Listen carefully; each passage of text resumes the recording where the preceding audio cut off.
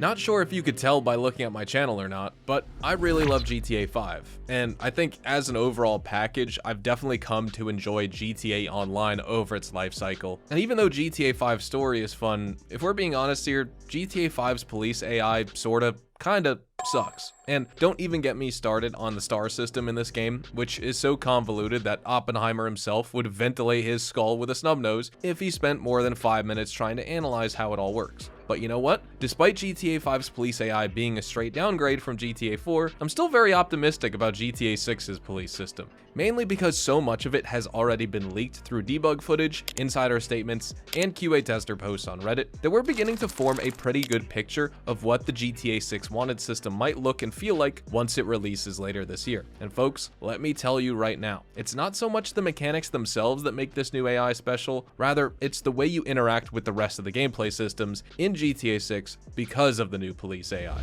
But first, we need to establish a reference point against what we have right now, because unless we understand where we're coming from, it's impossible just to comprehend how deep of a leap GTA 6's police AI is going to be. And so let's talk about GTA 5's police system for a moment. In my opinion, it feels like a less nuanced version of GTA 4's police system, with the aggression and map hacks turned all the way up to 11 to compensate for the more dumb AI. Was GTA 4's police system perfect? No, not at all. There were plenty of issues with it, like how the cops would mimic your driving motions to the point where you could practically string them around like puppets behind you. But they had something called restraint. GTA 4 cops wouldn't murder you in cold blood for the crime of staring in their general direction while they were on their donut break. They also gave you a chance to leave the area, and in the case of NPCs, you can even see the cops trying to arrest them instead of pulling out a gun and blowing a hole straight through their sternum. But in GTA 5, all that nuance, all that restraint, gone. Right out the window. Cops only have two settings in this game: shoot and shoot harder. These guys aren't here to protect and serve, they're here to erase your body from this plane of existence. But don't worry, they still retain the good old map hacks and aimbots from all GTA games. They just don't add anything to make those annoyances even slightly tolerable or believable. And that means if you want to escape the cops in GTA 5, especially online, your only option is to treat them like an impenetrable black box that's omniscient and omnipresent. So you either drive really fast, which works up until the 4-star wanted level, or you would use one of the underground railway lines or sewers to break their AI. Even then, you can see them constantly hovering around and crawling around you in a circle. They know you're there, they just can't come up with a proper path to navigate around the shifting terrain, and they can't get to you because they're that dumb. So effectively, what you're doing is running out the timer by glitching their AI. Either that, or you grab something like an oppressor or a fighter jet and fly really high up in the sky and stay there for a few seconds, which once again is nothing more than running out the timer until the cops magically forget about you, even though they literally had the entire Los Santos Police Department on your tail just 5 seconds ago. And things only become more frustrating for you once the police NPCs pull out the insta-kill burst fire of death, which makes them shoot a ridiculously large amount of ammo in a really short period of time. And somehow, all of those bullets land inside your cranial space from about 100 meters away. This happens randomly, you'll never see it coming because the guy who did it spawned behind you out of thin air while you were preoccupied with the other 50 police right in front of you, and you have no way to defend yourself from this rapid burst of ammunition unless you're in an armored vehicle or something of the like. Plus, it's not like the number of cops attacking your position starts to thin down over time or anything like that, because you can plant yourself inside a warehouse, establish a kill zone with your machine gun, drop 200 of these fools in a row from the same vantage point, and they'll still be sending more waves at you from the exact same entry point as before, like it's some kind of police zombie apocalypse, until you slip up once and you get hyper bursted to death, or until you become bored and fly away in your helicopter.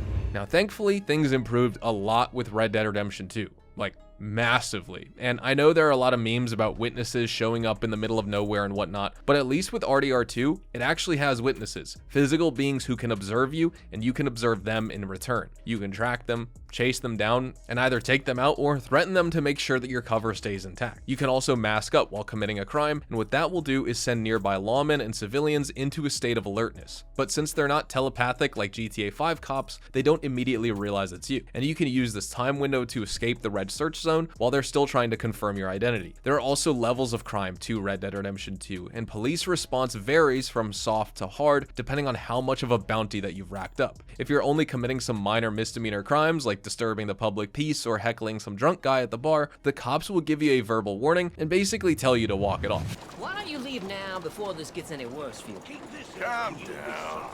Even if you've committed manslaughter or armed robbery, they still let you surrender. In fact, they give you 2 chances to surrender, and if you still don't put down your weapons, only then do the police and RDR2 open fire. And when they do, it doesn't feel nearly as overwhelming or frustrating as GTA 5 because the aimbot is tuned way down. Yes, cops still spawn in just beyond the horizon, but you can actually outrun them if you have a fast horse. It's not like GTA 5 where the entirety of Los Santos suddenly turns into a no-go zone and the police teleport around the map in response to you in an instant. No, here in RDR2, you've got jurisdictions and crimes committed in one state that don't automatically carry over to the next. You'll still have bounty hunters chasing after you, but the lawmen themselves won't bother with you unless you're a wanted man in their zone of operations. And dying with a bounty doesn't remove it. You will keep that bounty on your head until you pay your dues to Uncle Sam at the nearby post office. If you're too broke to do that, just get captured and wait for the gang to bail you out. This means that dying has actual consequences in RDR2, and it's not like in GTA where you can mow down half the population of Los Santos in your weaponized Tampa, and the cops instantly forget about it as soon as they see $500 fall out of your billionaire bank account. And I hope you can see where I'm going with all this rambling, because GTA 6 actually uses several of Red Dead Redemption 2's police systems based on the leaks, only this time they've been updated for the 21st century, which is an era of cell phones and social media. So instead of witnesses running around looking for lawmen, you'll instead have NPCs clicking photos and posting your dirty deeds on Twitter or Snapchat in the game, or whatever parody versions of those apps they're going to be using in GTA 6. And this means the detection to engagement loop might be a lot shorter, or it could even be dependent on the crime you commit and the severity of the punishment. For example, if you commit petty theft at some department store, you steal a pack of chips, a 6-pack of beer, whatever, even if the store clerk or some customer reports you to the police, they won't drop a SWAT van on you out of nowhere. It's going to be a measured response. Similar to Red Dead Redemption 2, where you either get a verbal warning or the cops approach you with their guns holstered, put some handcuffs on you, and tell you to get in this police cruiser without causing too much trouble.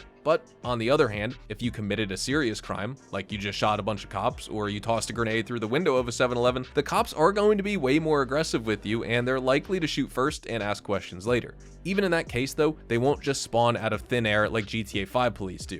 No, in GTA 6, the cops have an actual dispatch system, and they rely on witnesses to get a description of your character. And this isn't me making stuff up or speculating. You can look up the leaked September 2022 video footage for yourself. I can't show it here directly because I like my channel very much, and I don't want Take-Two's legal team sniffing around, but those 90+ clips are still out there, and in one of them, we can see Jason and Lucia robbing a diner. There's a debug UI layer running on top of this, and we see that some of the customers in the diner are labeled as witnesses, and they even have a description loaded in their memories for Jason and Lucia. One of these tags even says full description, which means the NPC probably has a complete read on our clothes, our weapons, and the car that we arrived in. And guess who they're going to pass along that information to?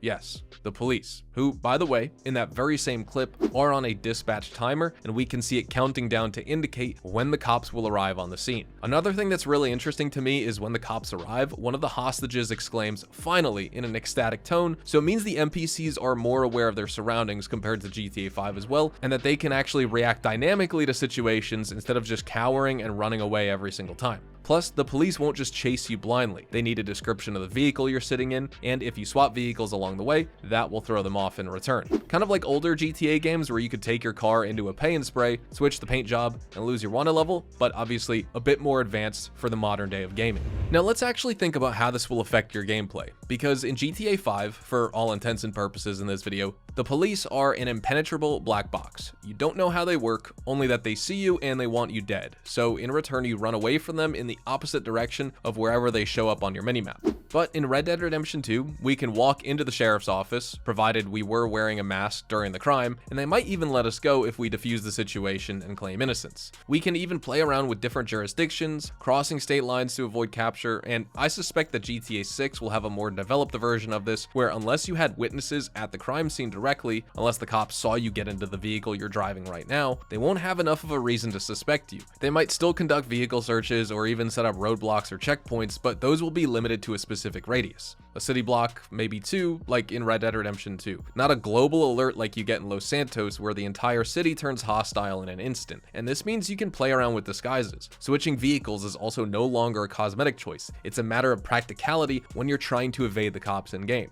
And if the cops have a memory system like in RDR2 where they remember you in that particular town if you've committed too many crimes, we might even get into situations where we're forced to explore new parts of the map because one entire zone is locked off due to our past crimes. I had something like this happened once in RDR2, and I ended up spending about the next 3 days out in the wild, hunting and skinning animals and gathering their pelts just because I couldn't go into town. I used that time to bond with my horse, I ran into a bunch of stranger missions along the way, and I had several encounters with bounty hunters, and it all felt like the world's most awesome survival challenge until the day I finally paid off my bounty and returned to town for a drink at the bar. Being hunted by the law was one of the best things that could have happened to me. I even stumbled across some treasure in a cave, and I discovered all sorts of new wildlife for my compendium progress. And that's exactly what I mean when I say the words emergent gameplay. GTA 6's police AI is shaping up to be really impressive on its own, sure, but the true depth of it comes from the way it forces you to interact with other elements of the game, like the witness system, for example, the rich and varied wildlife in the game, the rural areas where you can lose yourself for days without once setting foot inside Vice City. All this is possible because the police AI have gray areas in their routine. It doesn't spring from a 0 to 5-star statewide pursuit in an instant just because you accidentally bumped into a police car at an intersection. It observes, it judges, it reacts dynamically based on your actions and the context of those actions. That's what makes GTA 6's cop AI so revolutionary. We've truthfully never seen anything of this caliber in any open world game ever, and like RDR2 before it, it's going to redefine AAA gaming going forward. I'm sure of that. Plus, we're also getting a limited inventory system to RDR2 based on the leaked UI pictures, so you can no longer carry an entire arsenal of RPGs, railguns, snipers, and machine guns with you that magically emerge from your butt cheeks every time you want to kill someone.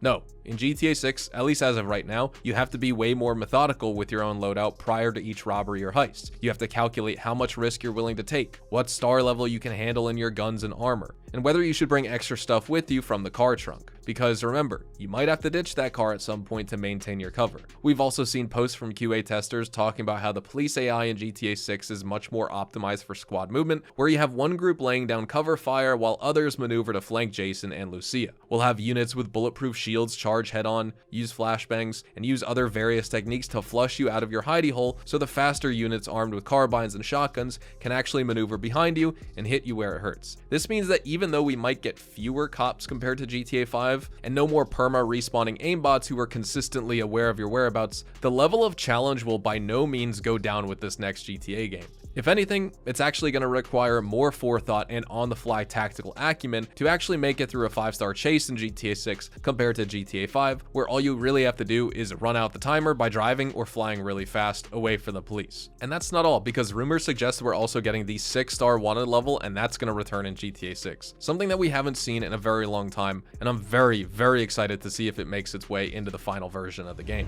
But that's it for this video. Those are all my thoughts on GTA 6's policed AI based on all the confirmed and semi-confirmed leaks that we have thus far from all of the most reliable sources. As always, take this stuff with a grain of salt. All of this is based off leaked information, and so nothing is truly confirmed until you have the disc in your console and the controller in your hands, yada yada yada, you know the drill. Anyways, thank you guys so much for watching this video. Subscribe to the channel if you are new and you want to see more GTA 6 news content just like this. Consider dropping a like on it if you found the information informative, and as always, I'll see you guys in the next video. Until then, adios amigos.